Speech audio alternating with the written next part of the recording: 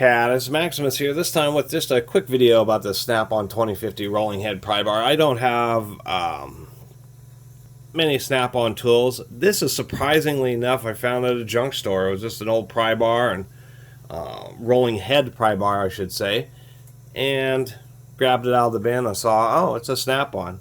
It's a little bit bent down here. This is tapered, pretty curved. This is used as an alignment tool, so when you're whether it's automotive trying to get transmissions, or whether it's even iron working, or machine service, all sorts of things. When you have two things where you need to thread a bolt through, but they're not quite aligned, or a couple holes where you need to get them aligned, you just put this through and it's tapered, and then you wrench it around to get the things lined up. Of course, it's a rolling head pry bar, so that means that it has an incredible amount of leverage. They really have two advantages. One, the length of the handle versus the prying head. There's a huge ratio there, so you just get a ton of force. The second thing is they're 90 degrees, so you can get into something and be able to pry in tight spaces. And so that's the deal. One, being 90 degrees, and two, just having a whole lot of leverage, so you have just a whole lot of control. This one has been pretty beat up. As we can see, it's been hammered on quite a bit. We do have quite a bit of wear along this edge here. I think that grinding is from the factory there. It's a little flat at the tip. I could probably do a little bit of grinding there.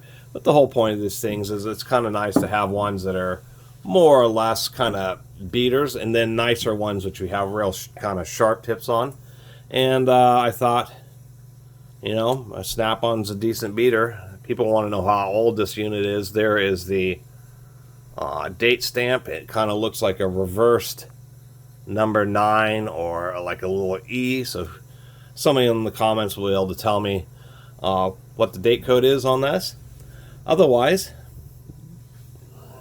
people tend to click on little Snap-on videos, and I just wanted to show just a slightly older, well-used, more beat-up rolling head pry bar that, at least from Snap-on, they will take a beating and quite a bit of use, and it actually looks like you probably would more or less get your money's worth out of them.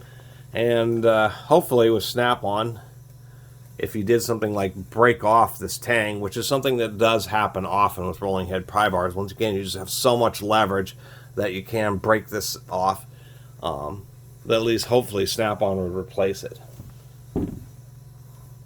The other thing is I don't have a lot of big ones. I think my largest one is like a proto 12-inch or 15-inch or something.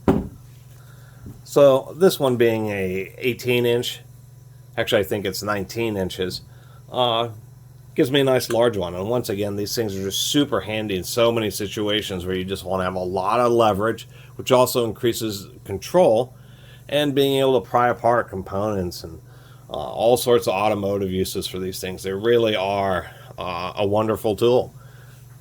Anyway, really appreciate everybody who's been watching and subscribing, and if you haven't subscribed, please do.